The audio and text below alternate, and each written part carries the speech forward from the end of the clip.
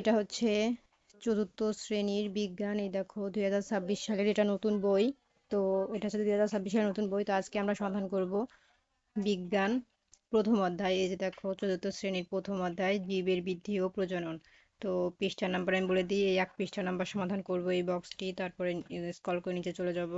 এখানে আরো একটি বক্স আছে, এই বক্সটি সমাধান করব। নিচে আরো একটি বক্স আছে, এটাও সমাধান করব। এটা হচ্ছে পৃষ্ঠা নাম্বার 3। তো 3-এর পরে আমরা সমাধান করব। এখানে আরো একটি বক্স আছে, এই যে এটা পৃষ্ঠা নাম্বার 4, এটা সমাধান করব। তারপরে আমরা স্ক্রল করে নিচে চলে যাব। এখানে আমাদের এই যে দেখো আরো একটি বক্স আছে, পৃষ্ঠা নাম্বার 6। তো আমরা এই পৃষ্ঠা নাম্বার 6 পর্যন্ত সমাধান করব 2026 সালের নতুন বইয়ের। ঠিক আছে, তোমাদের বই পুরোটাই পাল্টাইছে, চেঞ্জ করা হয়েছে। আগের 2025 সালের বই আর নেই এখন। তো চলো আমরা ভিডিওটি শুরু করি। তো আমরা প্রথম থেকে ভিডিওটি শুরু করি, চলো। এই যে দেখো এক পৃষ্ঠাতে আমাদের এখানে কি লেখা আছে, দেখো এখানে প্রথমে কিছু প্রশ্ন আছে। দেখো এখানে বলা আছে বীজের অঙ্কুরোদ্গম। তো এই রিডিং এর মধ্যে দেওয়া আছে বীজের অঙ্কুরোদ্গম কি। আর এখানে বলা আছে উদ্ভিদ জন্মানো ও বেঁচে থাকার জন্য কি কি প্রয়োজন। তো উদ্ভিদের জন্মানো, বেঁচে থাকা ও জন্মানোর জন্য কি কি প্রয়োজন। তো দেখো এই যেখানে লেখা আছে উদ্ভিদ ও প্রাণী বেঁচে থাকা এবং ভালোভাবে বৃদ্ধির জন্য পরিবেশের বিভিন্ন উপাদান প্রয়োজন হয়। এই অধ্যায়ে আমরা বিভিন্ন উদ্ভিদ বেঁচে থাকা এবং বৃদ্ধির জন্য যা প্রয়োজন সেই সম্পর্কে জানবো। ঠিক আছে, তো এই দেখো, তো এই যে দেখো নিচেই তোমরা অ্যান্সার পেয়ে যাবে রিডিং পড়লেই।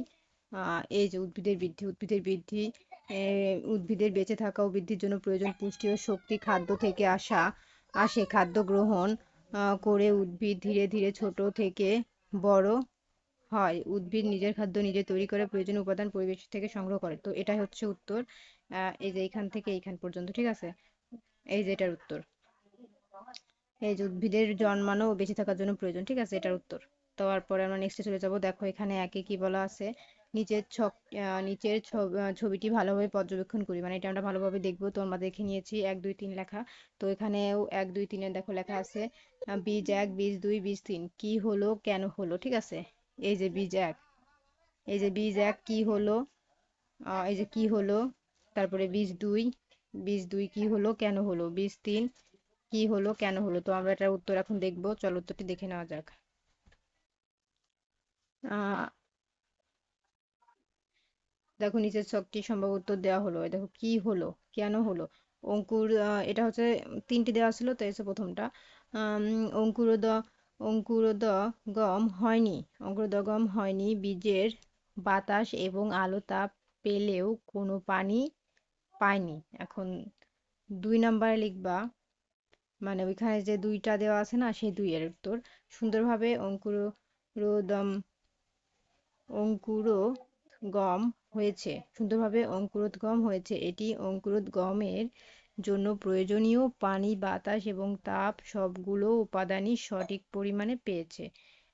3 নম্বরে লিখবা অঙ্কুরোদ্গম হয়নি বা পচে যেতে পারে, কেন হলো। হ্যাঁ, এই যে দেখো এখানে আছে কেন হলো। বৃষ্টি পানির নিচে থাকায় পর্যাপ্ত বাতাস অক্সিজেন পায়নি। তো এই ছিল কিন্তু সমাধান। তো দেখো আমরা কিন্তু এটার সমাধান দেখিয়েছি উত্তর। এই যে 1 2 3-এর 3টা ঘরের উত্তর দেখিয়েছি। তো আমাদের এটা কমপ্লিট। এখন আমরা নেক্সটে চলে যাব।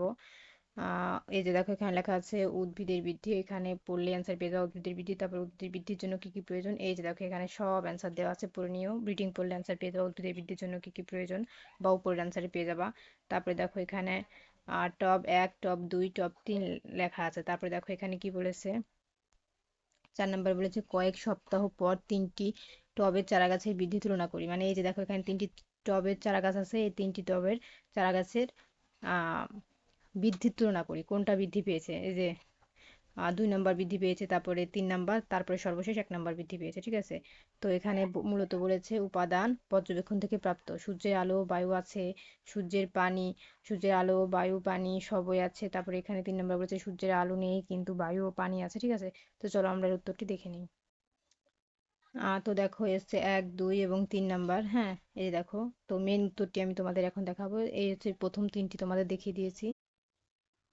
তো দেখো এই যে পর্যবেক্ষণ থেকে প্রাপ্ত, তো প্রথম ছকে যেটি লিখবা গাছটি শুকিয়ে গেছে এবং বৃদ্ধি পায়নি। দ্বিতীয় ছকে লিখবা গাছটি সতেজ আছে কিন্তু ভালোভাবে বৃদ্ধি পেয়েছে।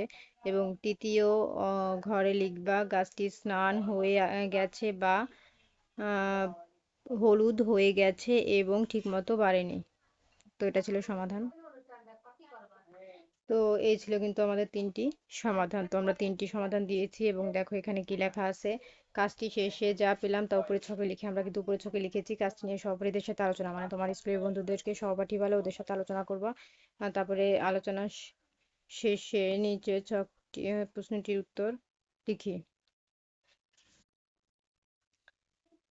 তারপরে এখানে নিচে আছে উদ্ভিদের বৃদ্ধির জন্য কি কি উপাদান প্রয়োজন। তো আমরা কি কি উপাদান প্রয়োজন তা এই ছকের ভিতর লিখবো। তো চলো আমরা এর উত্তরটি দেখে নিই। এই যে উদ্ভিদের বৃদ্ধির জন্য কি কি উপাদান প্রয়োজন, উপরের পরীক্ষা থেকে কি স্পষ্ট যে উদ্ভিদের স্বাভাবিক বৃদ্ধি ও বেঁচে থাকার জন্য প্রধানত তিনটি উপাদান প্রয়োজন। এক, সূর্যের আলো খাদ্য তৈরির প্রধান উৎস। দুই, পানি পুষ্টি উপাদান পরিবহন ও কোষ সতেজ রাখতে সাহায্য করে। তারপর এখানে দেখো তিন, বায়ু। উদ্ভিদ বায়ু থেকে কার্বন ডাই অক্সাইড গ্রহণ করে খাদ্য তৈরি করে এবং অক্সিজেন গ্রহণ করে শ্বাসকার্য চালায়। তো এটা ছিল কিন্তু আমাদের উত্তর। তো দেখো আমাদের কিন্তু এই বক্সটিও কমপ্লিট, ঠিক আছে। তো আমরা এখন নেক্সটে চলে যাব। 3 পৃষ্ঠা আমাদের কমপ্লিট। তারপরে দেখো এখানে কি লেখা আছে। ফুল ও ফলের অংশগুলো কি কি। ঠিক আছে, ফুল ও ফুলের অংশগুলো কি কি, এই যে এখানে কিন্তু পড়লেই তোমরা পেয়ে যাবে রিডিংটা, ঠিক আছে। তো দেখো এখন আমি এখানে এই বক্সটি কমপ্লিট করব। এখানে লেখা আছে 3 নম্বরে বলা আছে। তো 1 নম্বর থেকেই পড়ি। দেখো এখানে 1 নম্বরে কি বলা আছে, একটি ফুলের বিভিন্ন অংশ পর্যবেক্ষণ করি, খাতায় ফুলের ছবি আঁকি, মানে এই ফুলের ছবিগুলো আঁকবা। দুয়ে বলেছে খাতায় আঁকা ফুলের ছবির সাথে শিক্ষকের দেখানো ফুল অথবা ফুলের চিত্রের তুলনা করি, হ্যাঁ মানে তুলনা করবা এবং ফুলের বিভিন্ন অংশের বীজ নিয়ে দলে আলোচনা করবা। 3 বলেছে ফুলের বিভিন্ন অংশের কাজ সম্পূর্ণ কাজ সম্পর্কে চিন্তা করে নিচের ছকটি পূরণ করি। ঠিক আছে, তো চলো আমরা উত্তরটি দেখে নিই। এখানে দেখা আছে ফুলের অন্যান্য অংশকে রক্ষা করে, ডিম্বক ধারণ করে, ফুলকে সুন্দর দেখায়, উম, পরাগরেণু উৎপন্ন করে। ঠিক আছে, আর এখানে বলেছে ফুলের সংশ্লিষ্ট অংশের নাম। তো ঠিক আছে, চলো আমরা উত্তরটি দেখে নিই।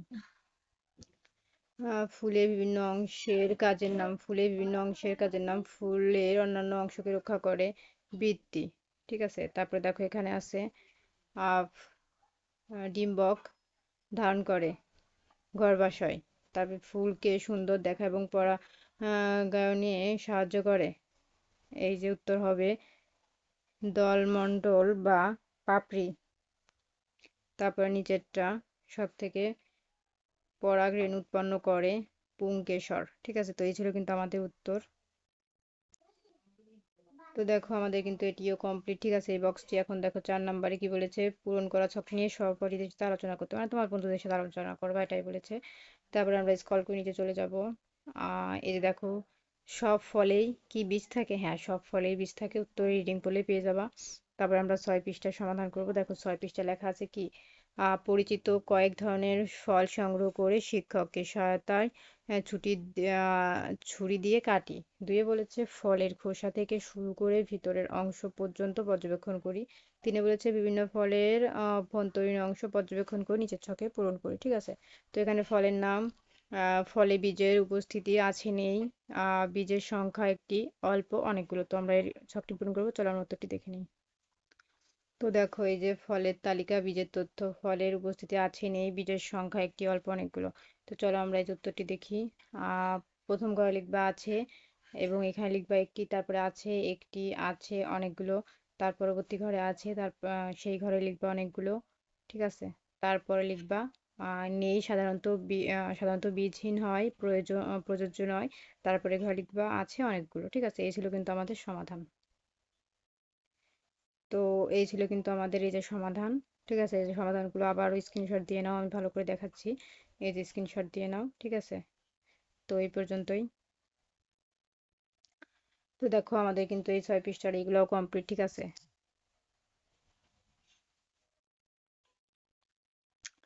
তো সবকিছু কমপ্লিট। তো আজকের মতন এই পর্যন্তই। পরবর্তীতে এই নিচের ভিডিওগুলো দেখার জন্য অবশ্যই সাবস্ক্রাইব মাই চ্যানেলে আর কি আমার সাথে কথা বলতে চাইলে কমেন্টে বলো। আর যদি আমার সাথে সরাসরি যোগাযোগ করতে চাও তাহলে আমার ইউটিউবের বায়োতে ফেসবুক পেজের লিঙ্ক দেওয়া আছে বা ফেসবুক আইডির লিঙ্ক দুইটাই দেওয়া আছে, তো আইডিতে গিয়ে আমাকে সরাসরি মেসেঞ্জারে কথা বলতে পারো।